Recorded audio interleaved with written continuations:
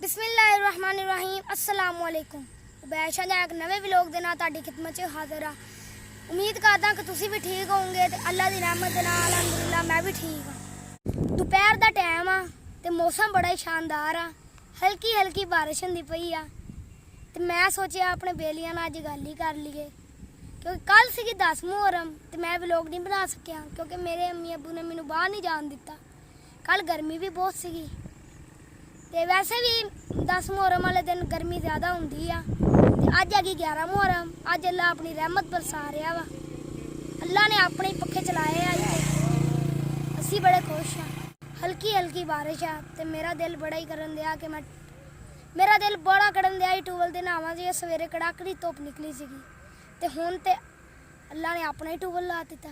हुण मैं तुहानूं अपने इर्द गिर्द दा माहौल विखाना कि साडे इत्थे दा सीन कैसा वा, साडा इत्थे इलाका किवें दा वा।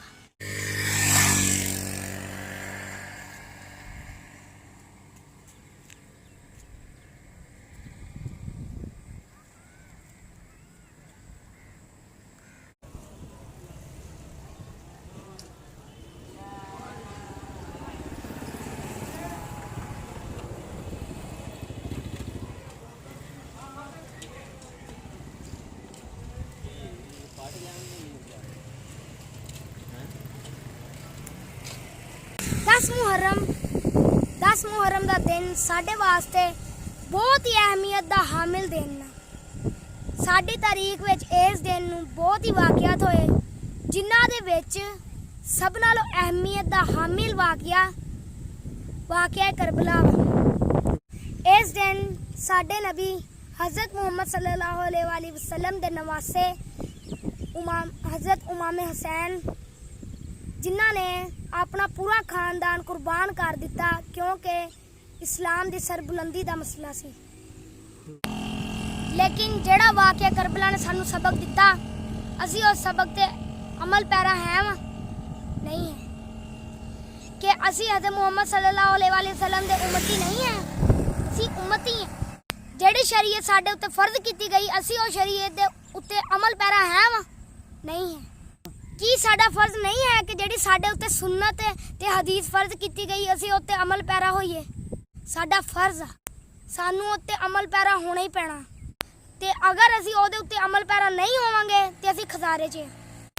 वाक़िया करबला सानू की सबक दिंदा? वाक़िया करबला सानू ये सबक दिंदा कि कदी किसी जुल्म दे अगे सिर नीवा नहीं करना ते आवाज़ हौली नहीं करनी, बल्कि हर जुल्म दे खिलाफ अपने जान ना भी लड़ना ते अपने माल ना भी लड़ना।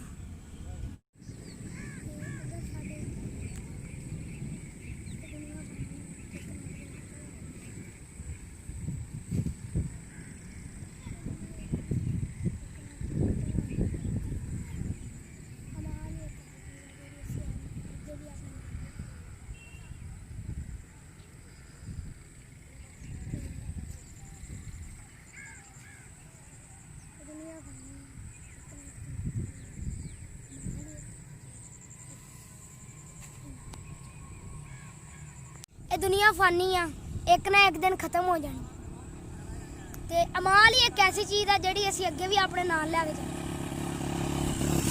जेहदे अमाल अच्छे हो गए वो दुनिया च भी कामयाब आ ते आखिरत च भी कामयाब, ते जेहदे अमाल बुरे होणगे वो दुनिया च भी नाकाम आ ते आखिरत च भी नाकाम।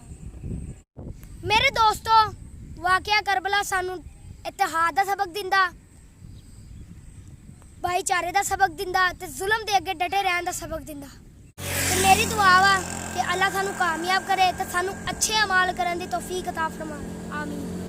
बारिश तेज़ हो गई है ते अज दा व्लॉग करदे आ खत्म ते इंशाल्लाह मिलांगे अगले व्लॉग दे विच। ते तुसी मेरे चैनल सब्सक्राइब करना, कमेंट करना ते लाइक करना नहीं भुलना।